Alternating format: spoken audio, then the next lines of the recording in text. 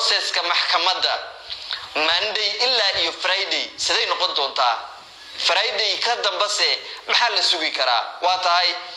sida uu yahay jadwalka maxkamadda waxay tahay labada maalin hore in hearing Dr. Hassan waxa uu qabo in la dhageysto waxa uu tabanayo ninka odiga ah in la dhageysto maxkamadda dhagaha ay u amaahiso oo ay dhageysato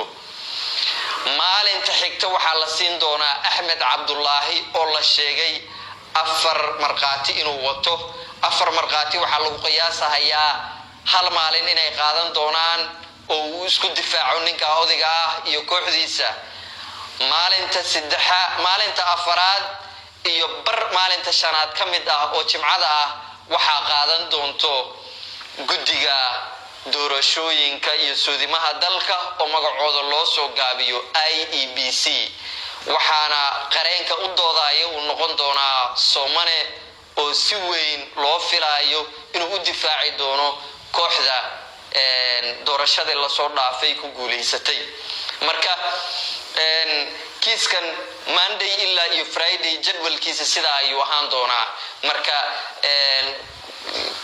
IEBC-na waxay difaaci doonaan Ahmed Abdullahi iyo processkii maxkamadda sidoo u dhacay Ahmedna waxa uu difaacan doonaa wax walba oo kooxda Dr. Hassan ay ku soo tuurtay maalinta uu qabo waxay tahay maalin uu ku difaacan doono wax walba oo dhankiisa lagu soo tuuro Dr. Hassanna labada maalin waxa loo siiyay wixii uurkiisa ku jiro inuu banaanka keeno oo maxkamadda dhagaha ay u amaahiso marka waxa bilaabatay qafaalasho la qafaalanayo dadkii marqaatiga ka ahaa kiiskan dadkii marqaatiyada ka ahaa ayaa la qafaalanaya barta Facebook-ga waxaan maanta soo xiganayaa nin saaxiibkii ah waxa uu soo qoray Almaami ayaa bartiisa Facebook waxa uu ku soo qoray magaaladana si aad ah ugu jirto in maaragtay guuliye commissioner-ga howlgabka ah guddiga suudimaha iyo doorashooyinka wadanka u shaqeynayay in uu shaqo galiyay mid kamid ah marqaatiyadii oo ka soo jeedo galbeedka Wajeer ninkaas marqaatiga ah waxa la sheegay inuu ilaaliya cod uu ahaa Dr. Hassan waxa uu ahaa agent iyo Dr. Hassan uu ahaa meel galbeedka ayuu agent ka ahaa oo Dr. Hassan dadku u shaqeynayay ku jiray marqaati markii lagu darsaday ka dambe ayaa la wacay waxaana loo sheegay shaqo 6 bilood oo contract ah in la siinayo marka ka dambana in wax loo sii kordhin doono marka ninkii odiga ahaa waxa la sheegayaa marqaatinimadii in uu ka kacay oo uu ka farxashay marka waxa bilaabatay qafaalasho dadka marqaatiga ahaa la qafaalanayo kooxdan dadka marqaatiga ahaa qafaalanayso ayaguse maxay isku ogyihiin ninkii marqaati qafaashado oo ugaarsi marqaati bilaabo ileen nimbari ah ma aha wax buu isku ogyahay qofka hadii waxba isku ogeeyna waxa dhacdo inuu maaragtay marqaatiyada iyo dadka la midka ah uu ka daba meermeeraysanin uu isku dayin kiiska qofka kale uu wato inuu daciifiyo marqaatiga markii laga qafaashanayo qaabka marqaatiga loo qafaashanayo waxa uu kiiska qofka kale watay u keen karaa in kiiska uu ka daciifo oo meeshii la rabay kiis culus oo marqaatiyaal ay ku kaba yihiin in la imaado wixii ayaa ka nusqaamaya waxa la imaanaysa kiis afkii uu laga sheegay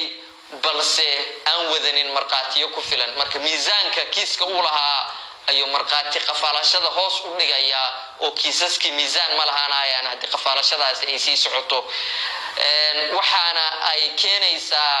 kooxda kiiska laga gudbiyay in ay noqonayso kuwa isku tuumaayo waxa maxkamadda ka yeelo oo markaas ayada doodu ay tahay kuwa isku tuumaayo marka kiiskan gabi ahaan baanigoo ka baxaayo maalinta jimcada maxkamadda waxa laga sugi doonaa inay wixii Dr. Hassan uu sheegtay maxkamadda in ay ogolaato iyo in kale waa maxay Dr. Hassan waxyaabaha uu sheegan doono waxay tahay in uu qaybo kamid ah galbeedka Wajeer iyo Ceeldhaas in uu ninka odiga sheegan doono in codadkii dib loogu tiriyo cilaas waxaan ognahay sanduuqii masa meeshii maaragtay misxaf ahaanta ahayd ee lagu keydiyey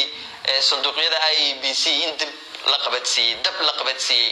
marka meesha laga keenayo waa hool Soomane iyo IEBC u taalo ninka odayga cilaas haliitiriyo haduu dhaco codadkii ka soo dhacay balse galbeedka Wajeer kuwii ka soo dhacay waa la hayaa oo hadii haliitiriyo uu dhaho waa loo tirin karaa marka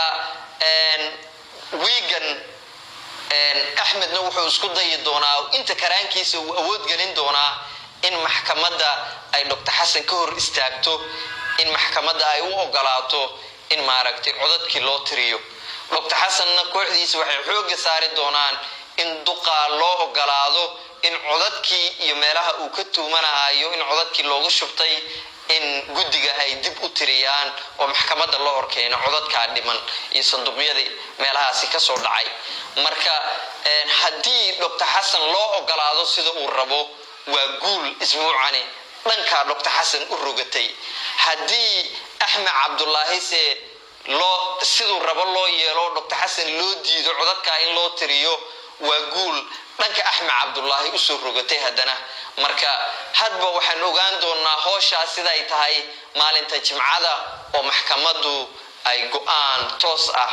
ka soo saari doonto arrinka ayada marka Faadumo Geedi iyo Faadumo Jeexow arrinkoodii ayaan u gudagalayaa muuqaalo fara badan ayaa baraha bulshada lagu baahiyay codad sidoo kaleeto Faadumo Geedi laga soo duubay oo sheegayso inay tanaasushay oo kiiskii ay ka hartay ayaan maqlay sidoo kaleeto Faadumo se maxaa keenay wali official withdraw in ay hagaajinin Faadumo waxaa la sheegay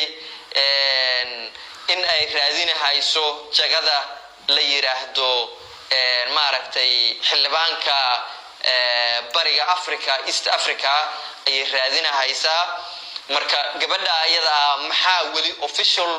withdraw ay ugu hagaajin waysay kiiska Faadumo Jeexow ay maxkamadda ka gudbisay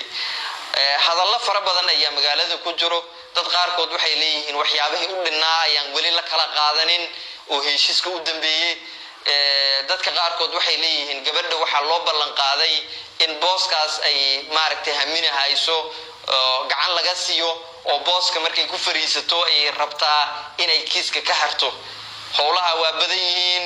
aniga se mid xaqiiqda kuma sheegi karo balse ku turkuteen fara badan ayaa magaalada ku jirto oo si hadii aad u sii fiirisidna macquul kula noqonaysa adiga qudhaada markii aad isticmaasho maskaxdaada